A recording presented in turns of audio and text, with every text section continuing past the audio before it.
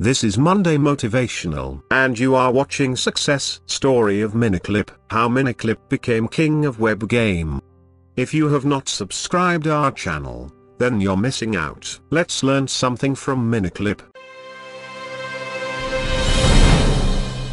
Miniclip is a pretty interesting company. It's the world's biggest private games portal. Founded in 2000, it is profitable with 120 people in 6 countries, and never took outside funding. It has 65 million users, and for once, here's a company that's very successful making casual social games, outside Facebook. History. Miniclip was founded in 2001 by Rob Small, a young games enthusiast fresh from university with a dream to build the next generation game entertainment company, and Tyhan Presby, an entrepreneur in computerized financial trading. Rob's love for computer games began when his parents bought him a ZX Spectrum, and he hasn't stopped playing games since then. Miniclip has seen dramatic growth since its inception in terms of both unique users and revenue.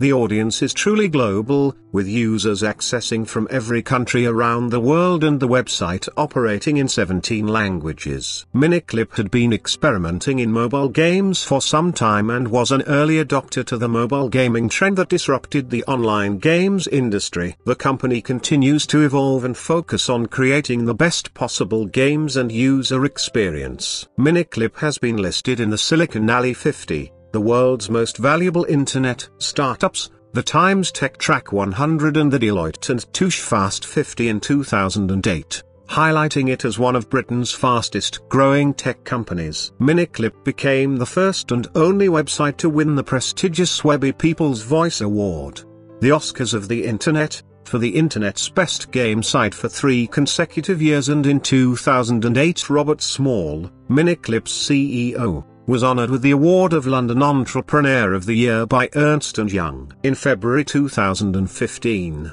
Miniclip was excited to receive a majority investment from Tencent, the world's largest games company and 5th biggest global internet business. This new chapter in Miniclip's history strengthens the company's position, with Tencent recognizing its achievements to date and future potential. Both organizations are now committed to working together to bring the best of Western game titles to the East and vice versa. Co-founder and CEO, Rob Small, in an exclusive interview to talk about the company and important trends in online gaming like Facebook and mobile. Here's what we learned. What Miniclip does. Miniclip is a games portal. People go to miniclip.com and play casual flash games. The company had its biggest month last December with 65 million unique visitors, Small said. Small started Miniclip out of his bedroom out of college with a friend. Their first game was called Dancing Bush, a flash game where you could make George Bush figure dance to disco music. Hey, it was 2001. Small remembers filming the moves to the dance with his co-founder a camcorder in their kitchen. These types of animations and games are common nowadays, but it was new then. The game went incredibly viral and brought them to 3 million unique users. Boom. They were in business. The company has grown hugely since then, mostly through word of mouth and great SEO. Miniclip.com is the #1 result for games in Google. They have 1,000 games now, from quick casual games to massively multiplayer online games for hardcore gamers, and a global network of more than 200 developers, from hobbyists to businesses, who make games for Miniclip.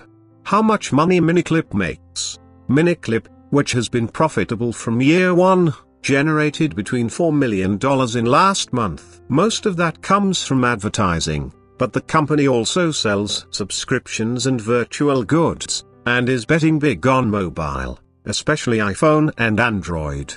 What sucks, and what doesn't, about Facebook? It's refreshing to see a games company that doesn't want to dive headfirst into the gold rush of Facebook gaming. Small says he doesn't want to risk losing their direct relationship with their audience by shifting to Facebook, and the shift to social gaming hasn't really affected them, because they're mostly focused on a younger audience. Most players of Facebook social games are middle-aged. Facebook can be big as a source of traffic for them. However, like so many other media sites, They're adding Facebook Connect, they have a huge fan page, and they want to use Facebook to drive traffic. But they're not betting big on Facebook games, which is pretty interesting.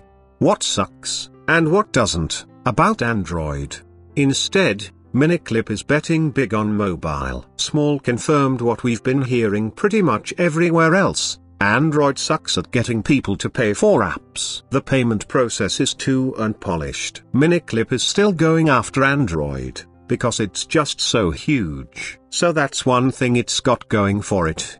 What sucks, and what doesn't, about Apple and Game Center? Apple's App Store is much better at driving revenue. The games that are going to generate the most revenue, however, are going to be freemium, free game but charge for add-ons, just like the web. We also asked about Game Center, the social network for gaming Apple baked into iOS. It's pretty good and Miniclip uses it, because it's easy to implement and allows for a standardized way to give out awards and unlock achievements, which gamers like and makes the games stickier. What Game Center's not too good at, which other social networks are good at, is helping games spread virally and attracting friends to those games. For that you still want Twitter and Facebook. Okay, now let's look at some of the biggest hit games of Miniclip.